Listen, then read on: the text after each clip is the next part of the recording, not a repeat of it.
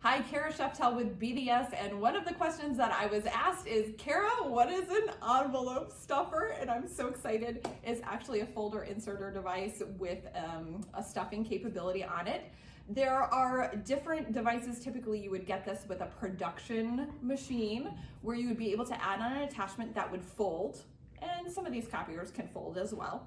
But what makes it different is that the inserter will then open an envelope, slide that folded document in, and seal it so that you can do bulk mailings. We see this in companies that are doing a lot of mailings, sometimes third-party print houses that are doing billing for different companies, but you can get smaller versions of them for your short runs. These are especially great in larger nonprofits or places that are doing billing on a regular basis and are not doing one bulk billing throughout the month.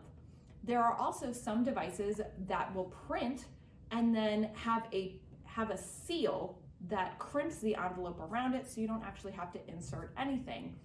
Those are offered by our RESO partner that we work with, and they make mailings easy because all of those pages come out cool, flat, and dry and are pressed and sealed and ready to go out the door and for your mailings.